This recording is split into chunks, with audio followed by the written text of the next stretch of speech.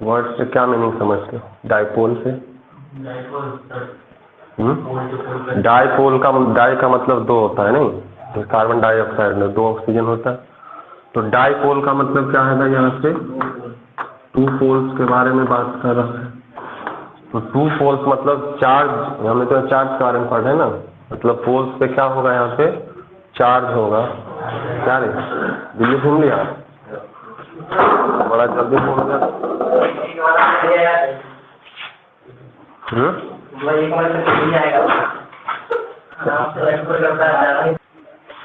Electric dipole, dipole का मतलब two poles के बारे में पढ़ते हैं। पोल्स यहाँ पे हमारा क्या होगा? पोल्स पे चार्ज होगा।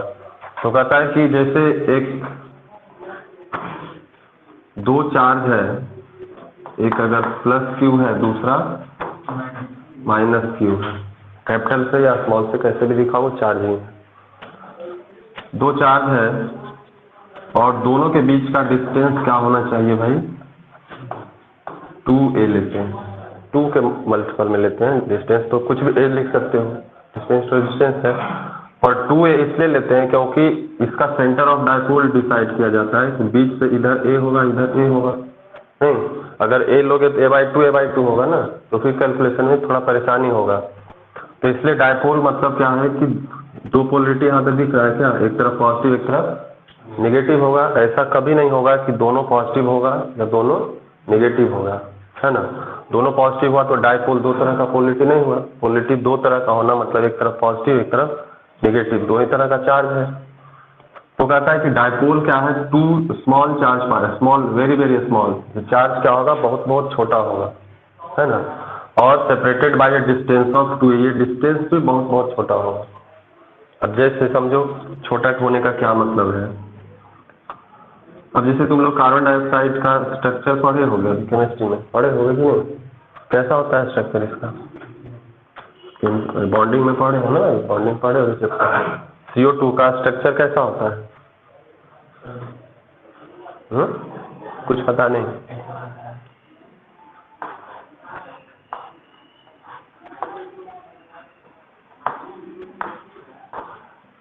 क्या ऐसा नहीं होता है क्या? इससे दो क्या है? लोन पेयर है और यहाँ ये इसका बॉन्ड एंगल होता है कि नहीं? यहाँ पे ऐसा माना जाता है कि ऑक्सीजन पे क्या है? निगेटिव चार्ज है और कार्बन पे क्या होता है? पॉजिटिव चार्ज, ऐसा माना जाता है। बॉन्डिंग में पढ़े हो तो अभी समझो कि CO2 का एक मॉलिक्यूल, बॉन्ड लेंथ वगैरह भी पढ़े होगे कि ये बॉन्ड लेंथ कितना होता है। क्या पढ़े हो कि नहीं? पढ़े तो हो गए भाई।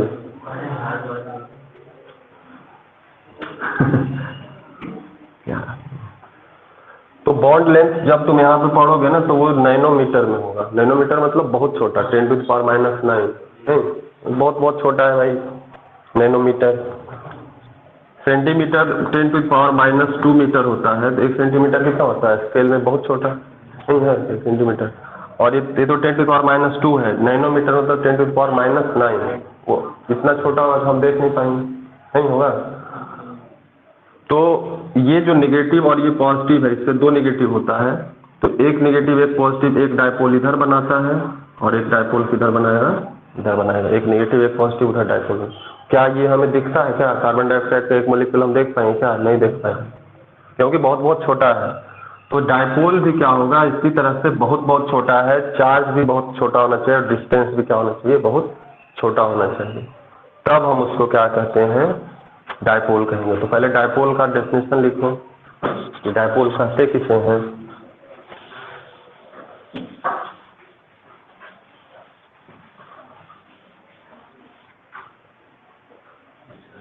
लिखो डाइपोल के बारे में।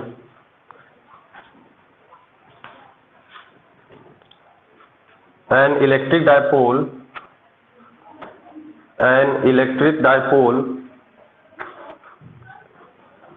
an electric dipole is a pair of, an electric dipole is a pair of equal and opposite charges, equal and opposite point charges कर देना, equal and opposite point charges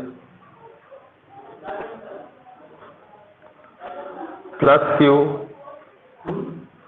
equal and opposite point charges plus q and minus q, यहाँ पे लिखा हुआ है plus q minus q, equal and opposite charges plus q and minus q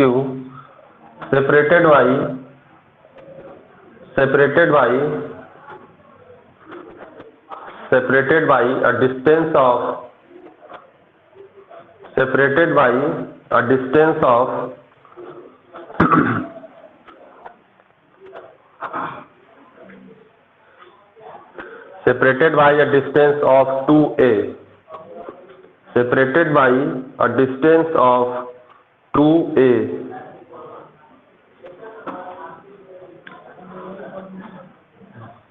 आगे arrow दे के लिखना, separated by distance of 2a लिख लिया ना, आगे एरो दे के अगला पॉइंट लिखना, द लाइन ज्वाइनिंग, क्या हुआ है, एरो दे के अगला लाइन लिखना, the line joining both the charges, the line joining both the charges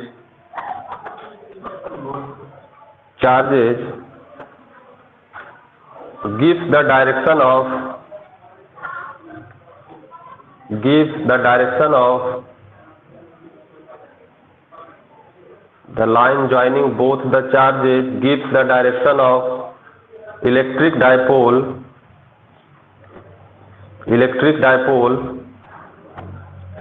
in space, हाँ space,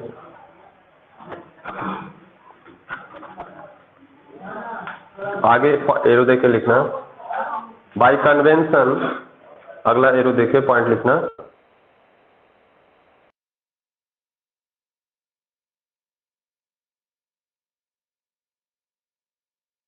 the direction of dipole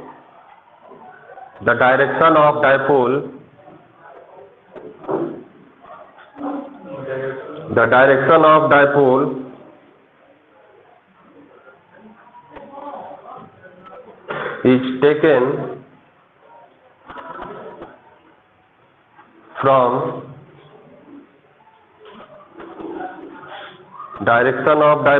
taken from negative charge to positive charge, negative charge to positive charge,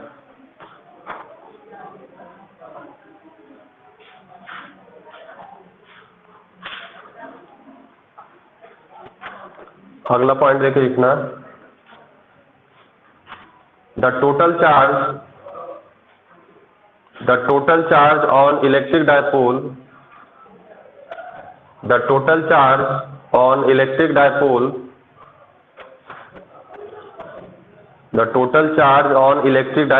कितना होगा, total charge अगर electric dipole की बात की जाए तो कितना होना चाहिए,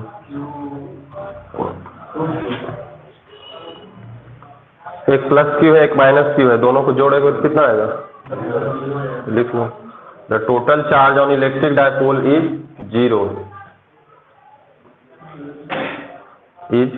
जीरो, हो गया, फिगर बना लो,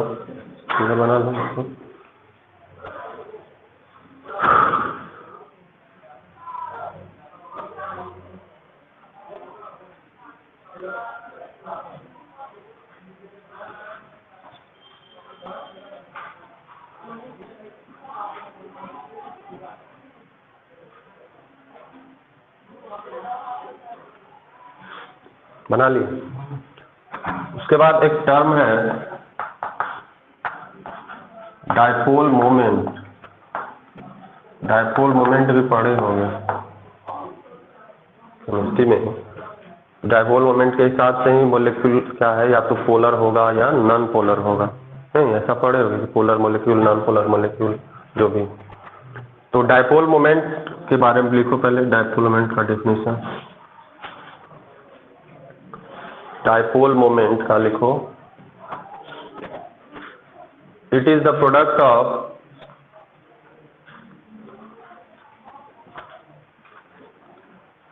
डायपोल मोमेंट का डेफिनेशन लिखो। It is the product of either charge, it is the product of either charge, either का स्पेलिंग लिखा हूं क्या, EITHER, either charge of electric dipole, either charge of an electric dipole and distance between them, and distance between them।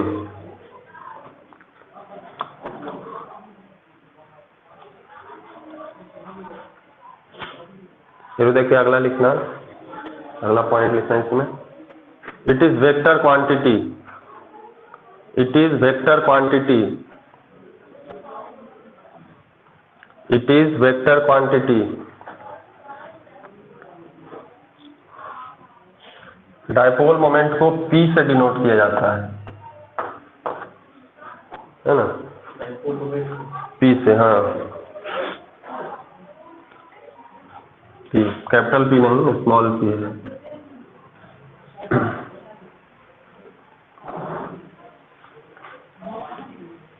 तो जो definition लिखे वही इसका क्या होगा, फॉर्मूला होगा। तो हम P बराबर क्या लिख सकते हैं बाबू, हम क्या बोले कि ये डायपोल हमारा है plus Q minus Q, sign का केवल फर्क है, बट दोनों क्या होगा, इक्वल होगा। ये डेफिनेशन लिखा है ना कि equal and opposite charge separated by A distance of 2a, तो चार्ज से इक्वल है। तो आइदर चार्ज की बात क्या मतलब, कोई भी चार्ज लोगे तो उसका वैल्यू क्या है, Q ही होगा, नहीं होगा। और उसके बाद क्या लिखे हो, product of either charge and distance between them, distance कितना है 2a है, तो Q इंटू क्या हो जाएगा 2a, नहीं होगा क्या, ऐसा होना चाहिए कि नहीं। तो ये जो बेसिकली ये क्या है, वेक्टर क्वांटिटी, तो हमारा यही होता है डायपोल मोमेंट का। क्या हुआ,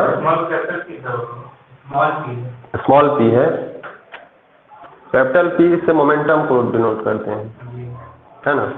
यहाँ स्मॉल p है, सब कुछ स्मॉल ही चल रहा है, Q A सब स्मॉल चल रहा है, P भी स्मॉल ही होगा। तो product of either charge and distance between them, तो डिस्टेंस 2a है, तुम x अगर डिस्टेंस मानते थे x लिखते हैं, जो तुम मान लेते भाई y मानते तो y लिखते, पर हम यहाँ डिस्टेंस 2a माने हैं तो 2a होगा। अब इसका ऐसा यूनिट क्या होगा, ऐसा यूनिट इसका क्या होगा डायपोल मोमेंट का, तो चार्ज है और ये क्या है, डिस्टेंस है, नहीं 2a हो चाहे 3 हो 4a कुछ भी हो, पर वो तो डिस्टेंस ही है ना भाई, ये तो डिस्टेंस है ना इसका। तो इसका क्या हो जाएगा कूलाम, और इसका क्या होगा मीटर होगा, नहीं होगा, कूलाम कैपिटल होगा मीटर छोटा होगा, क्योंकि कूलाम नाम है, नाम का जो यूनिट होता है वो कैपिटल लीटर में। इसका क्या नाम है कूलाम मीटर। अगर तुम कूलाम मीटर छापो,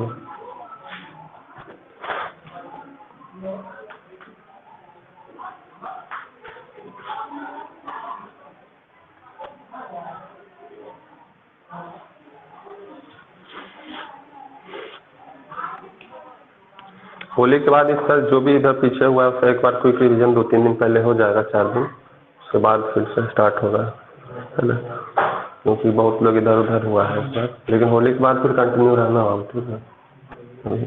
क्या हो गया,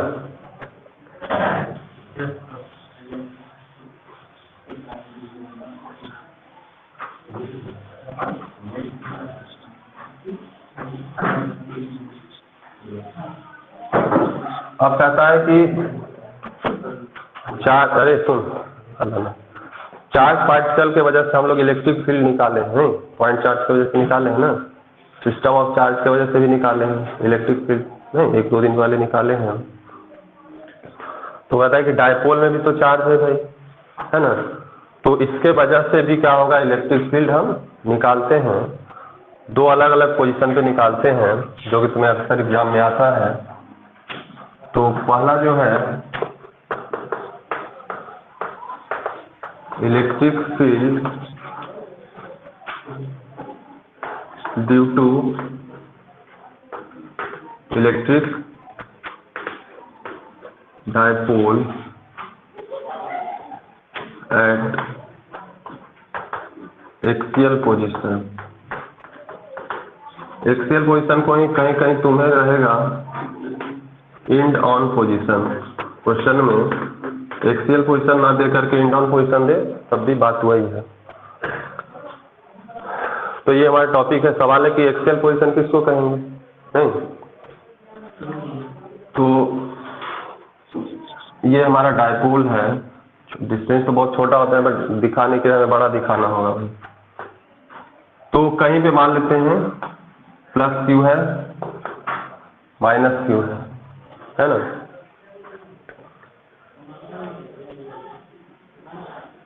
और इसके बीच का डिस्टेंस क्या होना चाहिए, 2a। क्या यही होना चाहिए ना, ऐसा ही बताया ना? तो इसके बीच का डिस्टेंस क्या होगा भाई, ये 2a। एक्सियल पोजीशन हुआ कि हम जब अभी लिखाए हैं डायपोल के बारे में, तो एक्सिस इसका कौन है भाई, डायरेक्शन। तो बोले कि जो लाइन इस दोनों चार्ज को जोड़ेगा वही उसका डायरेक्शन बताएगा, नहीं? तो यही इसका एक्सिस हो जाएगा। ये लाइन जो इस दोनों चार्ज से जाएगा वो क्या हो जाएगा, इसका एक्सिस हो जाएगा, नहीं? तो इस एक्सिस पे बहुत सारे पॉइंट हैं, इधर भी इनफाइनाइट तक जा रहा है, इधर भी इनफाइनाइट तक जा रहा है, नहीं? एक सेंटर ऑफ डायपोल होता है। सेंटर ऑफ डायपोल का मतलब दोनों चार्ज का डिस्टेंस वहाँ क्या होना चाहिए, सेम होना चाहिए। तो ये सेंटर ऑफ डायपोल है, यानी कि इधर का डिस्टेंस कितना हो जाएगा भाई, a, और इधर का भी डिस्टेंस कितना हो जाएगा, a हो जाएगा, होगा कि नहीं? तो ये पॉइंट सेंटर ऑफ डायपोल मान लेते हैं, इसको O से डिनोट किए, है ना? अब एक्सियल पोजीशन क्या होगा, एक्सियल पोजीशन इस एक्सिस पे कोई भी पॉइंट है, किसी पॉइंट पे तुम्हें बोल दे कि उस पॉइंट पे भाई इलेक्ट्रिक फील्ड की वैल्यू आप निकालिए, किसी भी पॉइंट पे। मान लेते हैं कि इधर कहीं एक पॉइंट है, कोई पॉइंट है P। बोला कि आप P पॉइंट पे इलेक्ट्रिक फील्ड की वैल्यू निकालिए इस डायपोल के वजह से। डायपोल मतलब इस चार्ज और इस चार्ज की वजह से। तो सवाल है कि P का डिस्टेंस कहाँ से लेंगे, तो P का डिस्टेंस लिया जाता है यहाँ से, सेंटर ऑफ डायपोल से, कि सेंटर ऑफ डायपोल से वो पॉइंट कितने डिस्टेंस पे है। तो मान लेते हैं कि ये डिस्टेंस कितना है, r है। Point P centre of dipole से r डिस्टेंस पे है, और उस पॉइंट पे हमें इस डायपोल के वजह से इलेक्ट्रिक फील्ड कैलकुलेट करना है। To calculate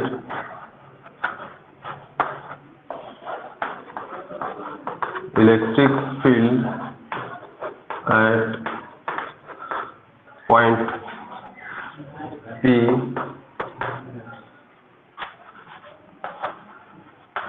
due to dipole at a distance of r from the center of dipole, from the center of dipole O। O को हम सेंटर ऑफ डायपोल माने हैं यहाँ पे, नहीं? ऐसा ही किया ना? तो हमारा काम ये है कि हम इलेक्ट्रिक फील्ड उस पॉइंट पे कैलकुलेट करें, कहाँ से, जो कि यहाँ से r डिस्टेंस पे सेपरेटेड है। यहाँ से कितना डिस्टेंस पे होगा, यहाँ से कितना डिस्टेंस पे, वो अलग बात है, पर सेंटर ऑफ डायपोल से कितना डिस्टेंस पे है, r डिस्टेंस पे है। तो फिगर बना लो तुम, इसको लिखो, फिर आगे हम डेरिवेशन, वो तो टॉपिक ही है, तो डालोगे ना? हाँ,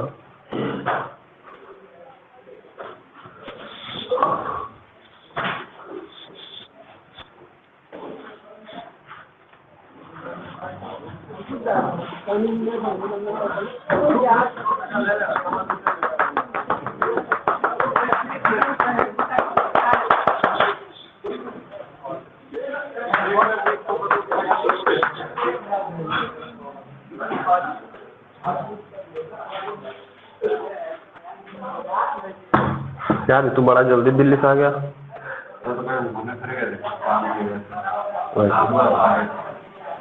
क्या होली मना के आना चाहिए था ना? यूपी में आज जाता मिठाई उठाई खा के आता कोई ना कोई। हाँ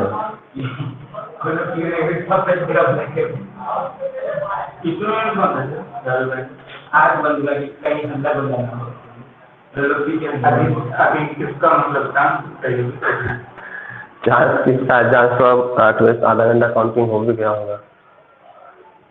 10 बजे तक तो शाम तक होता है, जो होना रहता है 10 से 11 बजे तक तो पता चल जाता है।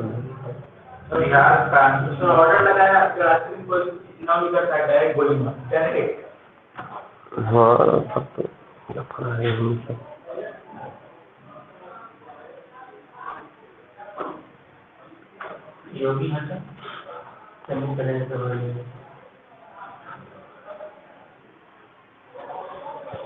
बहुत मुश्किल है।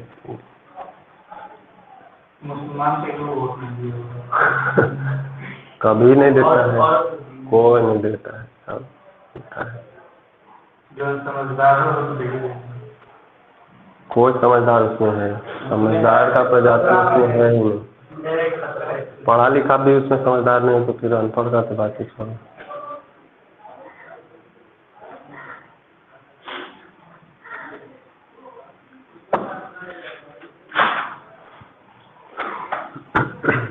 ठीक है, सही से बनाना बाबू, ठीक ना?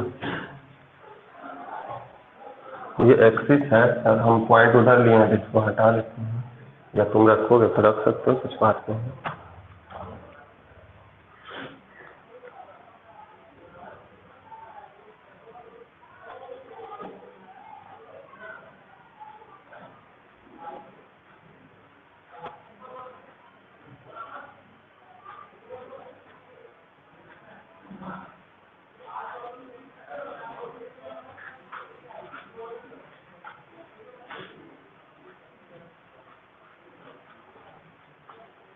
क्या होगा आज तुम लोग क्या?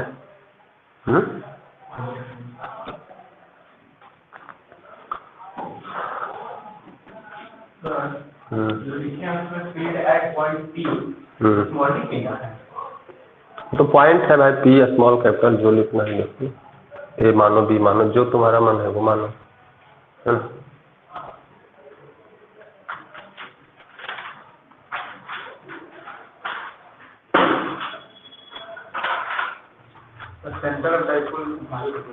सेंटर ऑफ डायपोल ओ है ना, सेंटर मतलब डायपोल का मिडिल पॉइंट।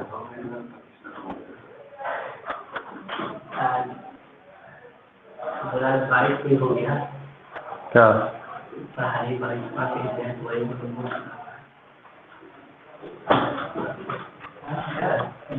चलो क्या आदमी है यार।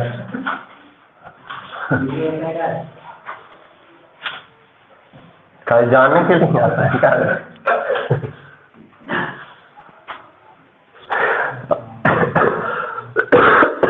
अब देखो, समझो इलेक्ट्रिक फील्ड का कैलकुलेशन कैसे करते थे।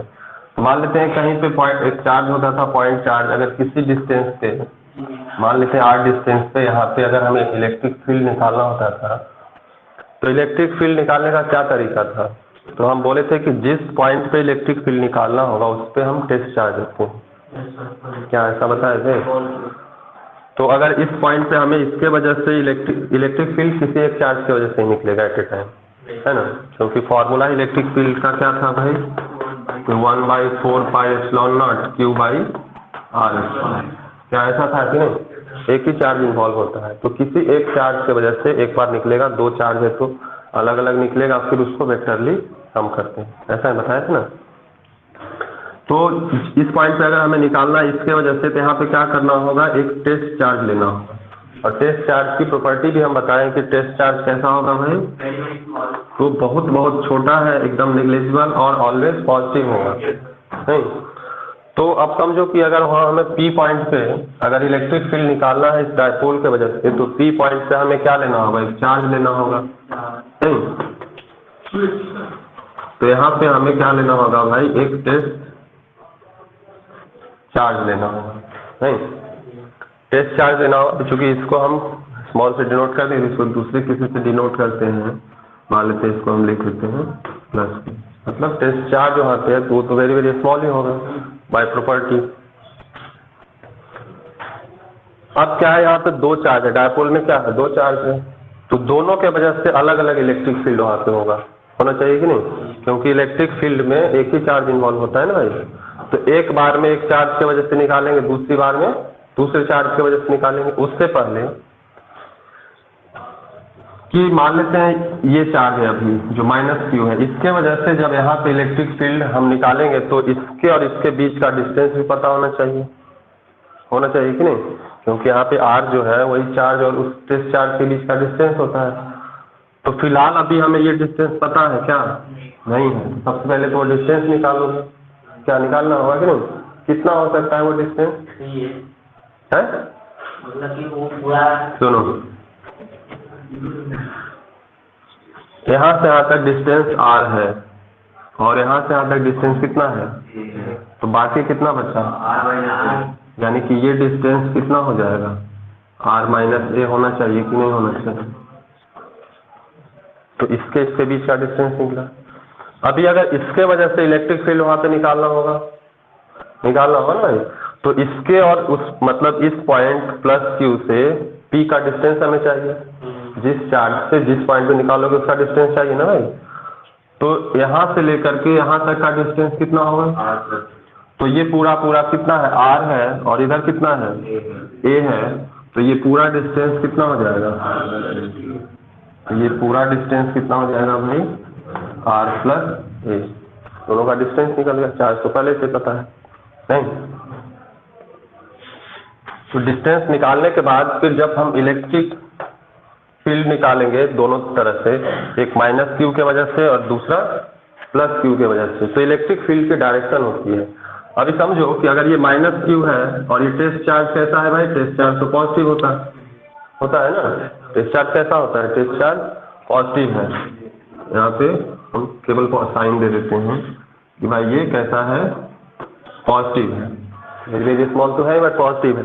तो ये निगेटिव है, ये पॉजिटिव है, तो इसको क्या करेगा, ये इसको क्या करेगा, अट्रैक्ट करेगा, यानी कि यहाँ पे इलेक्ट्रिक फील्ड की जो डायरेक्शन होगी वो क्या होगी, इस साइड होगी, किसके वजह से, इसके वजह से नहीं होगा, तो electric field due to minus q क्या होना चाहिए, इधर होना चाहिए कि नहीं।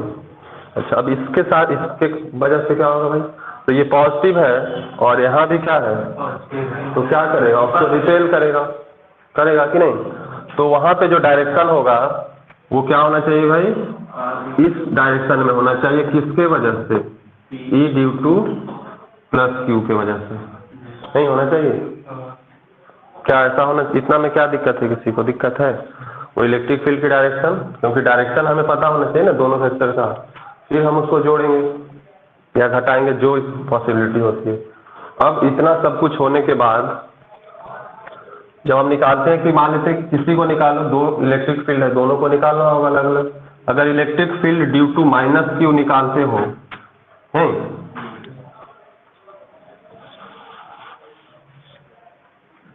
Electric field due to minus q लिख देता हूँ पहले वर्ड्स में, electric field due to minus q, तो उसको ऐसा लिखोगे, electric field due to minus q क्या होगा भाई, तो इलेक्ट्रिक फील्ड का फॉर्मूला तो यही होता है ना, 1/4 पाई एप्सिलॉन नॉट क्यू, तो चार्ज यहाँ पे कौन है, माइनस क्यू मतलब क्यू, केवल साइन नहीं लेते हैं, उसकी वैल्यू लेते हैं, डिवाइडेड बाई आर क्या है, डिस्टेंस है, तो माइनस क्यू से इस टेस्ट चार्ज का जो डिस्टेंस होगा उस डिस्टेंस को लोगे, आर माइनस ए है ना, और उसका क्या है, स्क्वायर है, तो यहाँ पे क्या हो जाएगा, आर माइनस ए का स्क्वायर, क्या ऐसा होना चाहिए कि नहीं, तो ये एक सिचुएशन हुआ। दूसरा, जब निकालोगे electric field due to electric field, क्या लिखा है यहाँ देखो ना कैसा नहीं है यार, electric field due to plus Q के वजह से अब अगर हम निकालते हैं तो लिखोगे भाई यहाँ पे E due to plus Q, तो यहाँ पे भी फॉर्मूला के हिसाब से क्या होगा 1/4 और चार्ज तो क्यू ही लेंगे, प्लस हो माइनस साइन को नहीं लेते। और क्यू से डिस्टेंस उसका कितना है r प्लस ए है, तो यहाँ पे नीचे क्या हो जाएगा r प्लस ए का स्क्वायर। ये जो अभी दोनों इलेक्ट्रिक फील्ड हमें निकल गया। अब देखो क्या है, एक उधर है एक इधर है, नहीं है? तो ऐसी स्थिति में हम है वेक्टर क्वांटिटी, बस इसको क्या करते हैं, अगर इधर 10 न्यूटन है इधर 5 न्यूटन है तो क्या करते हैं, इसमें नेट निकालते हो, क्या करोगे 10 - 5, और जिधर ज़्यादा होगा उधर ही उसका नेट का डायरेक्शन हो जाएगा फोर्स का। तो सीधा सीधा क्या करना होगा, एक में से दूसरे को घटाना होगा। अब यहाँ पे कौन ज़्यादा है, electric field due to minus q ज़्यादा है या electric field due to plus q ज़्यादा है, कौन ज़्यादा होगा? कौन ज़्यादा होगा यहाँ पे देखो 1/4 यहाँ भी है, क्यू यहाँ भी है, यहाँ पे r - a का स्क्वायर, यहाँ पे r प्लस ए का स्क्वायर। नीचे जितना छोटा होगा क्वांटिटी उतना ही बड़ा होगा। अभी जैसे समझो कि मान लेते हैं 18 है, 18 को 3 से डिवाइड करो तो कितना आएगा 6 आएगा। 18 को अगर 9 से डिवाइड करो तो कितना आएगा, तो नीचे बड़ा हुआ तो ऊपर क्या हो, मतलब क्या हो जाएगा, वैल्यू क्या आ जाएगा, छोटा आएगा। यानी कि नीचे अगर छोटा है तो ऊपर क्या होगा, बड़ा होगा कि नहीं होगा? तो कौन छोटा, r - a छोटा है कि r प्लस ए छोटा है? r - a छोटा है, तो छोटा है उसका स्क्वायर और भी छोटा हो जाएगा। यानी कि ये क्वांटिटी यहाँ के हिसाब से बड़ा है कि नहीं, इस कॉन्फ़िगरेशन के हिसाब से बड़ा होगा। तुम्हारा मन होगा कि नहीं हम यहाँ माइनस क्यू मानेंगे यहाँ प्लस क्यू मानेंगे, तब फिर उल्टा हो जाता। तुम वैसे भी मान के बना सकते हो, ऐसा नहीं कि प्लस क्यू यहीं लेना है माइनस क्यू यहाँ लेना है। एक सिचुएशन ऐसा लिया हो, तुम्हारा मन होगा कि नहीं इधर माइनस रखेंगे उधर प्लस रखेंगे, तो रखना है ना। तो electric field due to minus q जो है, ये डिस्टेंस चूंकि बहुत छोटा है इसलिए ये यहाँ पे क्या हो जाएगा, बड़ा हो जाएगा। और ये r प्लस से क्या है, बड़ा है ना भाई, इस दोनों में तो यही बड़ा है, तो बड़ा से डिवाइड करोगे तो क्या आ जाएगा, छोटा आएगा। यानी कि ज़्यादा इलेक्ट्रिक फील्ड की वैल्यू किसके वजह से होगी, तो इसके वजह से होगी। उसको एरो के फॉर्म में हम दिखा देते हैं। वेक्टर को दिखाने का क्या है भाई कि एरो अगर बड़ा है तो वो क्वांटिटी क्या है, बड़ा है, नहीं वेक्टर जब पढ़ा रहे थे। तो अब पहले इसको लिख लो, फिगर में भी जो कुछ भी इंक्लूड हुआ है तुम कर लो, उसके बाद ये लिखो, फिर आगे चलते हैं इसका फाइनल कैलकुलेशन। डेरिवेशन है, डेरिवेशन अभी अब जस्ट स्टार्ट हुआ है, यहाँ से आएगा एग्जाम में आता है। एक्सेल पोजिशन है इंडम, तुम प्रीवियस ईयर क्वेश्चन जाकर देखोगे बिहार बोर्ड का, तो पिछले 10 साल में कम से कम 5-6 बार आया है ये, या इक्वेटोरियल, एक दो पोजिशन होता है।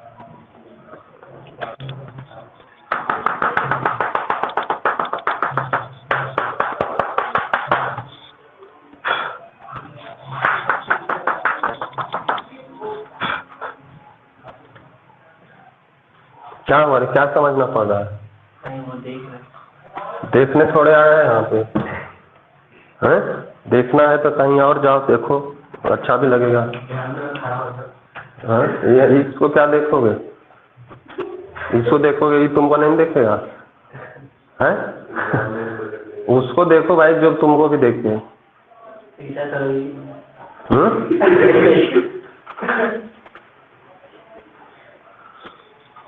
जहाँ भावना संभावना दोनों हो, ऐसे बेकार के देखने से क्या फायदा।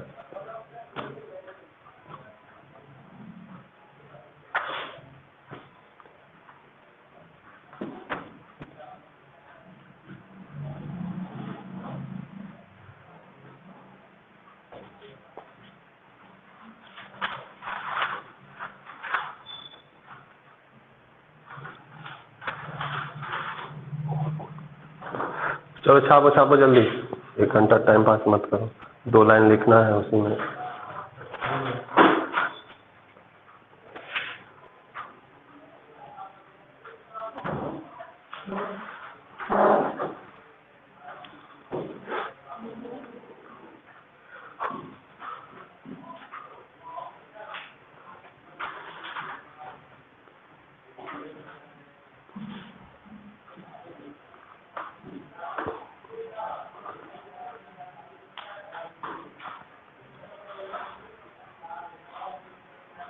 हो गया हो गया। फिगर को मिटाएंगे, फिगर में जो कुछ भी लिखना है जो छूटा होता है लिख लो, मिटाएंगे हम अभी फिगर को।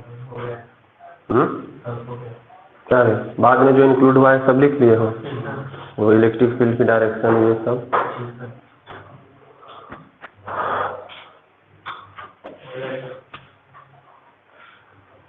हो गया, फिगर मिटा देता हूँ।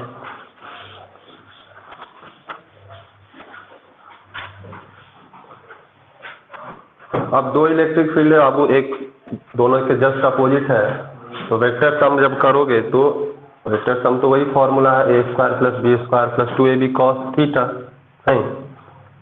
तो कॉस थीटा मतलब यहाँ पे एंगल कितना हो जाएगा 180 डिग्री। अगर दो वेक्टर है, एक इधर जा रहा है एक इधर जा रहा है, एंगल कितना है, और कॉस 180 की वैल्यू क्या होती है -1 होता है। कितना रहता है -1 होगा, तो उसका वैल्यू क्या हो जाता है a square plus b square minus 2ab, यही होगा ना। 2ab कॉस 180 है, कॉस 180 कितना होगा -1, तो a square plus b square minus 2ab को क्या लिख सकते हैं, ए माइनस बी का होल स्क्वायर, और अंडर रूट चढ़ा हुआ है स्क्वायर रूट गया, क्या बचेगा ए माइनस बी, यानी सीधे सीधे इसीलिए हम घटा देते हैं जस्ट अपोजिट होता है। तो यहाँ पे भी अब net electric field at point P पे नेट इलेक्ट्रिक फील्ड, जिसको हम मान लेते हैं E से डिनोट किए, तो क्या होगा जो ज़्यादा है उससे हम कम वाले को घटाते हैं। नहीं तो ज़्यादा यहाँ पे ये है क्योंकि r माइनस से छोटा है, तो नीचे छोटा है तो पूरा क्वांटिटी बड़ा होगा, यानी कि E माइनस क्यू में से किसको घटाना होगा E due to plus Q. क्या ऐसा करना होगा कि नहीं। तुम अगर इधर निगेटिव लेते उधर पॉजिटिव लेते तो उल्टा होता है यहाँ पे, तो पर रिजल्ट से नहीं आएगा, रिजल्ट में कोई फर्क नहीं पड़ेगा। अब यहाँ पे E बराबर क्या हो जाएगा भाई, तो E माइनस क्यू के जगह पे ये लिख दो, तो कितना है 1/4 है, क्या होता है किसका वैल्यू होता है। अभी तो हम फॉर्मूला ही डिराइव कर रहे हैं ना, वैल्यू तो तुम जानता ही है, पुट कर देना, तभी हम फॉर्मूला डिराइव कर रहे हैं। और इसमें माइनस क्या हो जाएगा भाई 1/4 epsilon not q divided by r plus a का स्क्वायर। क्या ऐसा होगा कि नहीं। अब देखो कुछ कॉमन है यहाँ पे, नहीं जो भी कॉमन है हम उसको कॉमन निकाल सकते हैं। तो कॉमन क्या है भाई, तो देखो Q इसमें भी है Q इसमें भी है, नहीं तो कॉमन क्या हो जाएगा भाई Q/4 एप्सिलॉन नॉट, ये तो कॉमन हो गया। अंदर क्या बचा, तो 1/r माइनस ए का whole square minus 1/r plus a का होल स्क्वायर। क्या ऐसा होगा कि नहीं होगा। अब इसको हम सॉल्व करेंगे, तो सॉल्व करोगे तो क्या करना होगा, यहाँ पे एलसीएम लेना होगा, नहीं तो इसका एलसीएम निकालने आता है क्या, कितना होगा एलसीएम।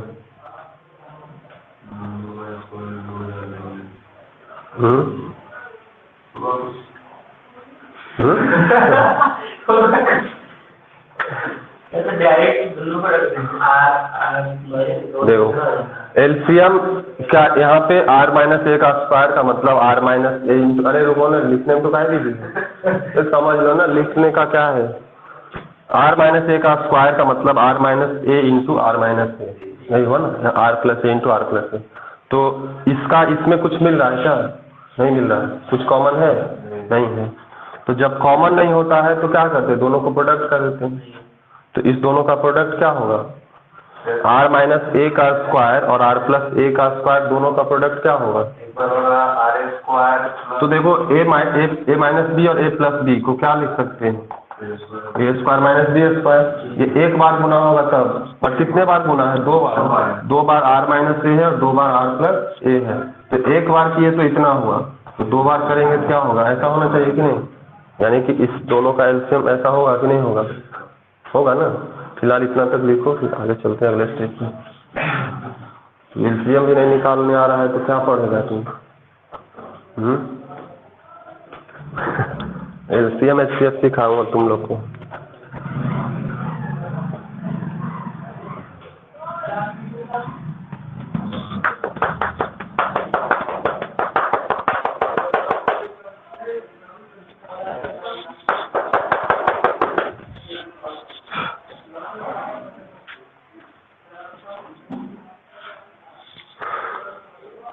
हो गया?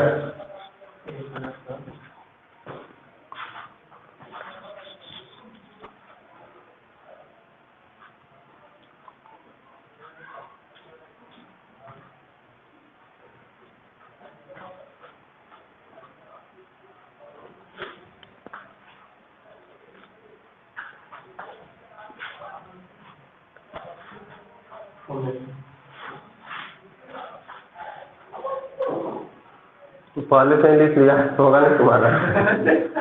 क्या हड़बड़ी है तुमको? आराम से लिखना ना।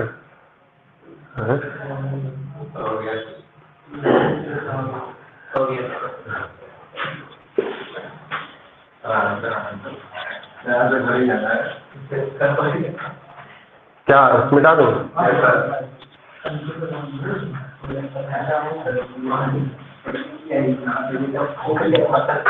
अब देखो इसका एलसीएम अगर लिखेंगे तो हम क्या लिखेंगे? ई बराबर Q/4πε0।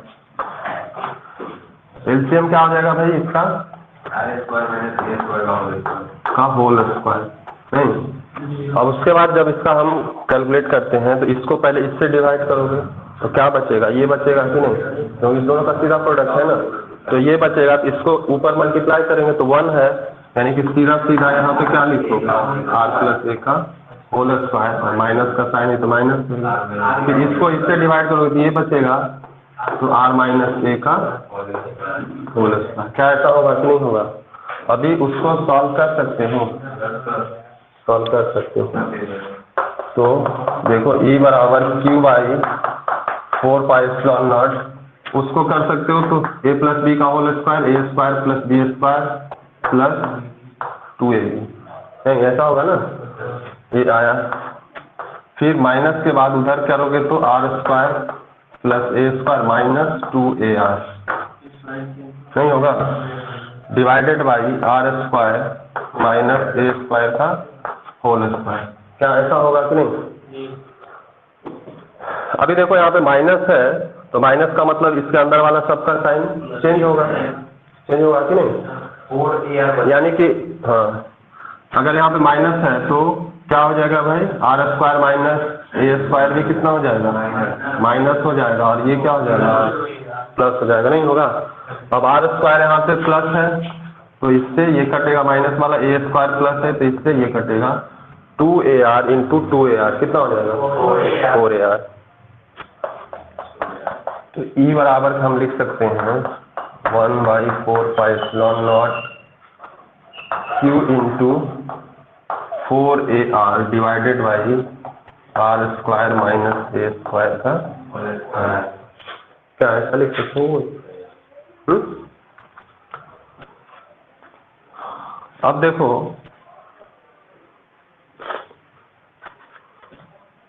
एक क्वांटिटी डायपोल मोमेंट बताए थे, डायपोल मोमेंट P बराबर बताए है ना Q × 2a, बताया गया ना अभी थोड़ी देर पहले डायपोल में। यहाँ पे Q दिख रहा है क्या? यहाँ पे 4a है, मतलब 2a तो है ही नहीं है?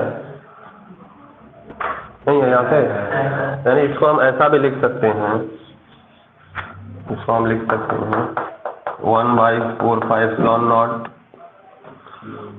Q × 2a × 2r, नहीं लिख सकते हैं?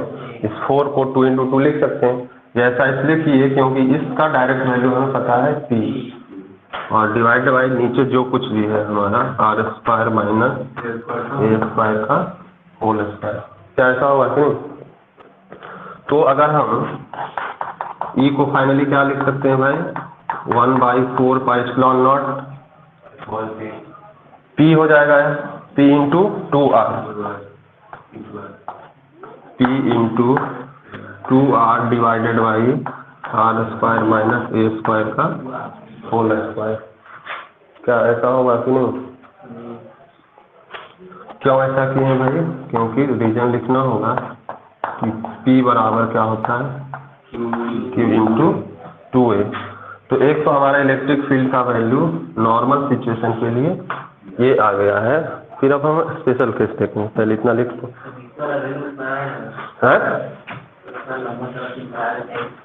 इतना लंबा चौड़ा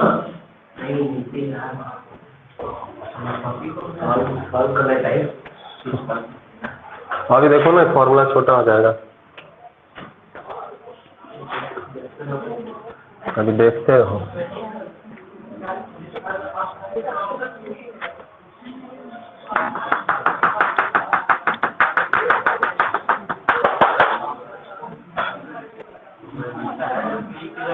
रखा हुआ नहीं, कपड़ा तो रखा हुआ ना, उसके नहीं रखा हुआ नहीं साइड वाले छोटका रूम में थोड़ा सा गर्मी ज्यादा लगेगा।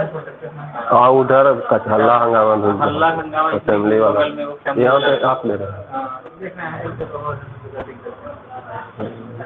नहीं तो उससे तो अच्छा ही रूम रहेगा। वो रूम उधर फैमिली वाला है तो उधर नहीं जिंदा था हल्ला तो वो एक सर कैसे रह गए थे उतना दिन में झिप चक चाय चाय करते रहता है।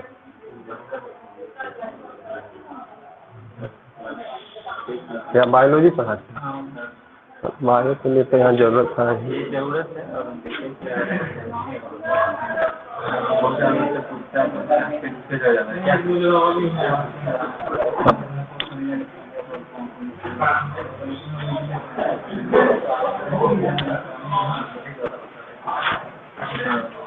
क्या होता है?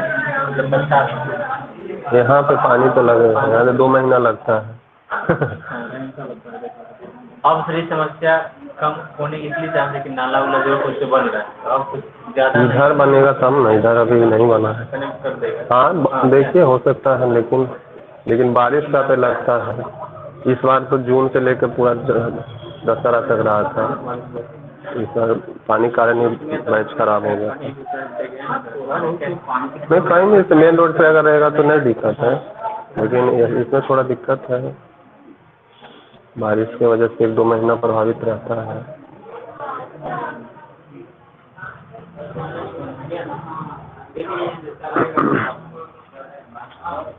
क्या रे, छाप लिया?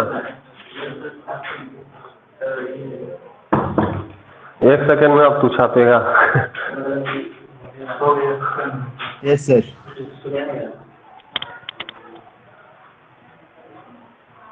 चलो अब देखो, हो गया? ऊपर से मिटा लो।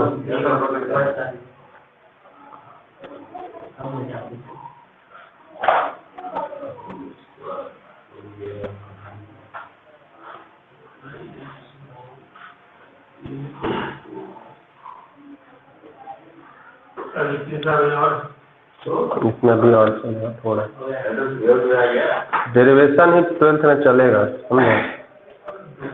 हर डेरिवेशन एक आप डेरिवेशन का होगा और सब सीक्वेंस में है, कुछ तो अलग से कुछ होने, सब मैथमेटिक्स है ना, ये सब तो कैलकुलेट करना मैथमेटिक्स है।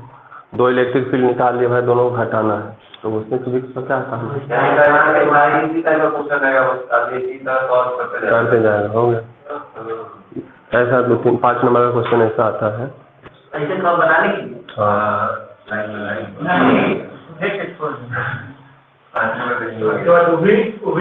चेक करेगा ना,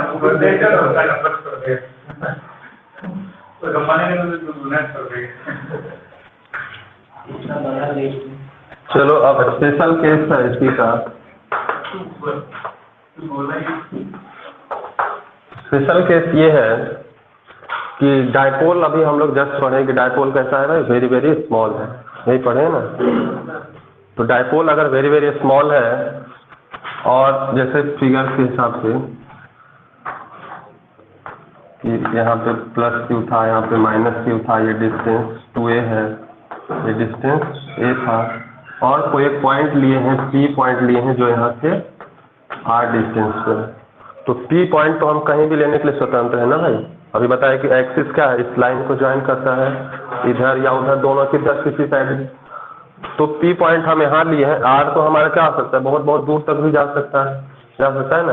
तो ये स्पेशल केस कहता है कि if R is far greater than A, बहुत बहुत बड़ा के लिए डबल ग्रेटर देन दिखाते हैं, ठीक ना। ग्रेटर देन A रहता तो बड़ा होता उससे, पर यहाँ पे इसको R is far greater than A, R क्या है, बहुत बहुत बड़ा है A से, मतलब A ऐसे क्या होगा, बहुत छोटा होगा। जस्ट मॉलिक्यूल वाला भी समझाए को हमें दिखता भी नहीं है, दिखता है क्या, लेकिन वो डाइपोल वहाँ पे एग्जिस्ट करता है। तो R far greater than A है, तो कहता है कि जो छोटा है उसका स्क्वायर करोगे तो और छोटा आएगा, नहीं आएगा। अभी जैसे 0.1 है ना, और 0.1 का स्क्वायर करो तो कितना आएगा, 0.01। तो क्या ये वैल्यू बड़ा हुआ कि छोटा हुआ, छोटा हुआ, नहीं, स्क्वायर करोगे तो और छोटा होगा, छोटा हो रहा है ना। तो कहता है कि A हमारा अगर छोटा है यहाँ पे, तो A का स्क्वायर क्या होगा, और छोटा होगा, नहीं होगा, A का स्क्वायर और छोटा होगा, और उसका भी फिर स्क्वायर होगा तो और छोटा होगा, नहीं होगा। यानी कि कह रहा है कि ऐसा सिचुएशन में if R is far greater than A, then A square can be neglected. बहुत बहुत छोटा है, मान ली कोई 1000 है, कोई 1 सेंटीमीटर है, तो उसका कुछ मतलब नहीं है ना। तो A square can be neglected, यानी कि A स्क्वायर का टर्म ही यहाँ से क्या हो गया, समाप्त हो गया। तो यहाँ क्या बचा, सिर्फ R स्क्वायर और उसका स्क्वायर, नहीं। तो हमारा E क्या हो जाएगा भाई, तो 1/4πε0 P into 2R divided by कितना हो जाएगा, R⁴। क्या ऐसा होना चाहिए कि नहीं, R स्क्वायर है, A स्क्वायर ये खत्म हुआ है, तो ये स्क्वायर तो है ना भाई इसका, तो R स्क्वायर का स्क्वायर R4 होगा कि नहीं। अभी देखो ऊपर एक R है, इसको काट सकता है, काटेगा ना, तो काटेगा तो क्या बचेगा, E बराबर 1/4πε0, ऐसा लिख देते हैं, 2 को पहले लेंगे, 2P/R से ये कट जाएगा, एक बार में कटेगा ना R से, यानी R4 है यहाँ पे, तो कितना बचेगा यहाँ पे, R3, क्या बचेगा, यही हमारा नेट इलेक्ट्रिक फील्ड होगा। P बराबर Q इंटू 2A, नहीं, तो P को तो हम अलग से लिख सकते हैं, पर P अगर नहीं चाहोगे तो Q इंटू 2A लिखोगे, नहीं। तो ये हमारा आया E net for axial position, इसके लिए भाई एक्सियल पोजीशन के लिए, तो क्या ये छोटा नहीं है, अब तुम जो बोलोगे वही तो सही माना जाएगा। तो electric field due to axial position, यहाँ तक फाइनली चलोगे क्या, तो कहाँ तुमको भागना